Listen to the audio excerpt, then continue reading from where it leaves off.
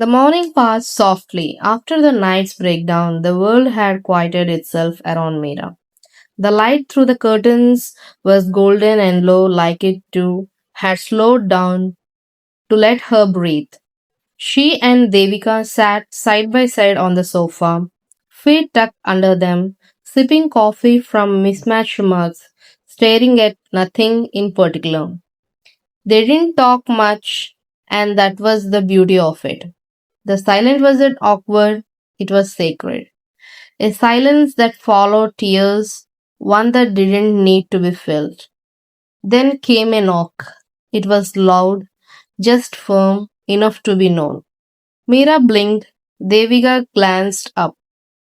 Another knock. They rose slowly, setting down their mugs. Mira padded barefoot to the door, heart thudding. She opened it, and there she was. Amama, wearing her usual soft cotton sari, her hair tied in a neat oiled bun. Her face was calm, but her eyes, those eyes, they held lifetimes. A knowing that made Mira's breath catch. Mira didn't say a word.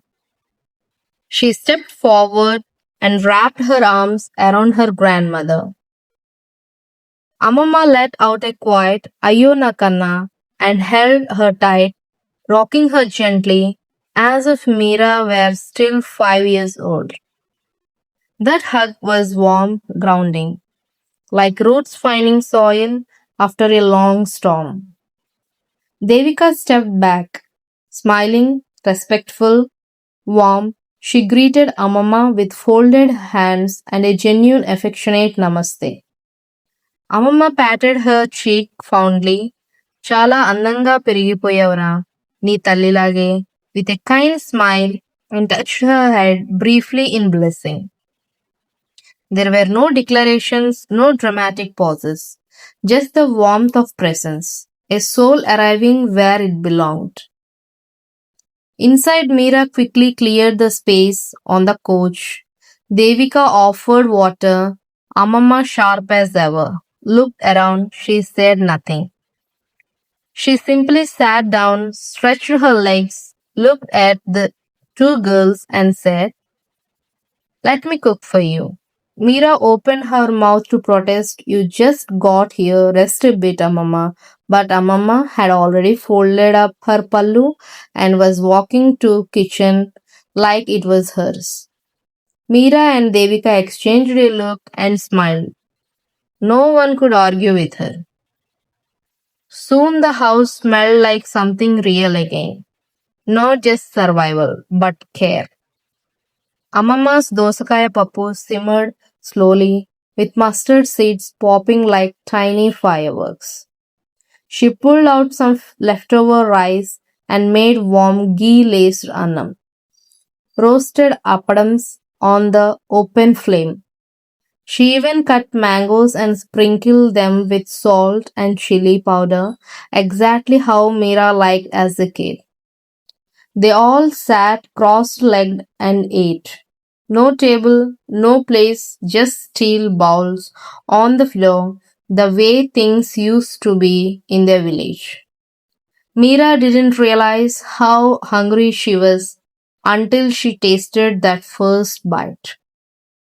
That kind of food heals more than the stomach. It fills silences that grief cannot name. By the late afternoon, Devika began to gather her things. Mira hugged her tight at the door. No tearful goodbyes, just a squeeze, a half smile, and a look that said, "I have got you always." As evening rolled in, Mira and Amama sat side by side watching television. Some old black and white film played in the background, its dialogues forgotten. Mira leaned back into the sofa. Amama's hand was resting on her knee. The sky outside was lavender now, the hour between light and dark. Then, without thinking, Mira whispered, "Let me sleep in your lap." Amama didn't react with surprise. She just shifted her position, stretched out her sari pallu like a pillow, and patted it softly. Mira lay down, head on her grandmother's lap, like it was the only place in the world that still made sense. Amama's fingers slowly combed through her hair, soft, steady, wordless. Minutes passed. Mira's breath slowed. And then Amama spoke, gently like a prayer. కన్నా ఏమి జరిగింది చెప్పవా నాకు? Mira blinked up at her. Her lips parted, but no sound came. She didn't have to plan her answer. It poured out of her like a monsoon breaking a drought. Everything happened, Amama, she said.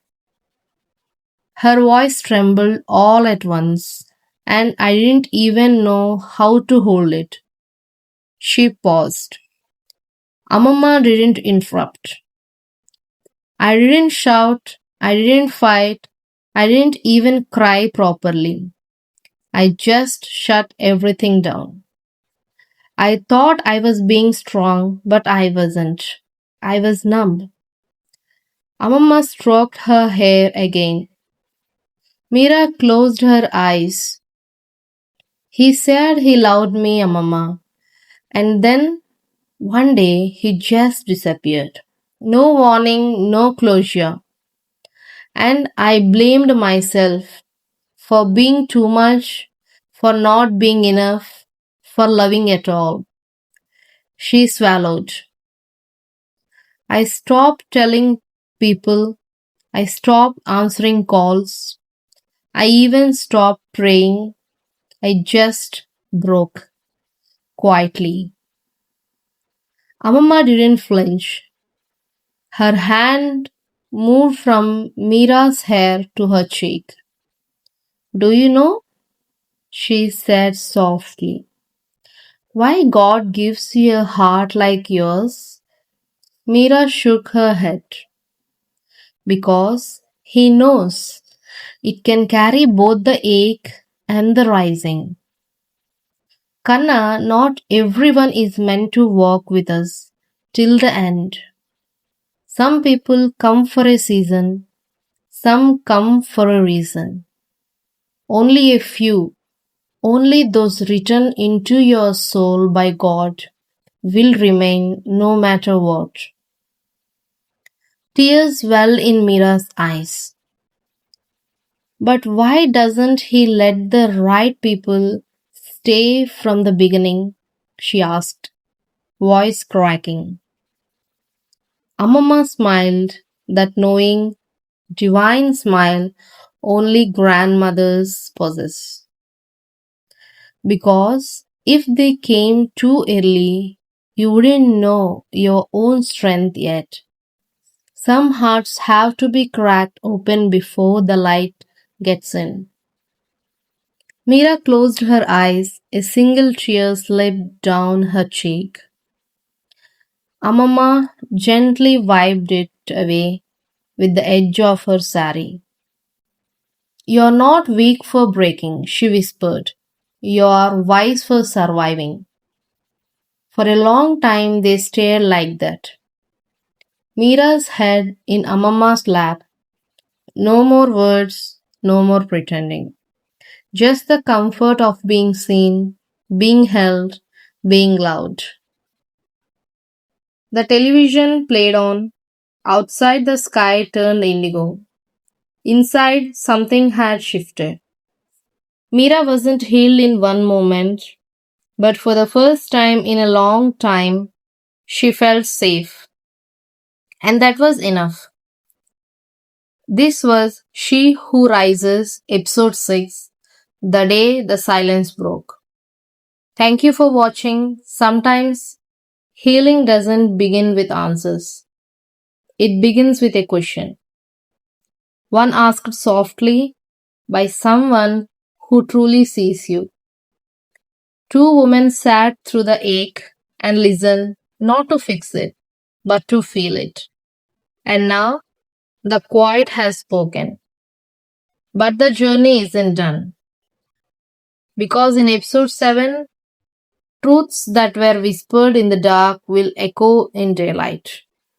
Mira will rise again, but this time with her grandmother by her side. And the woman who once broke will begin to rebuild.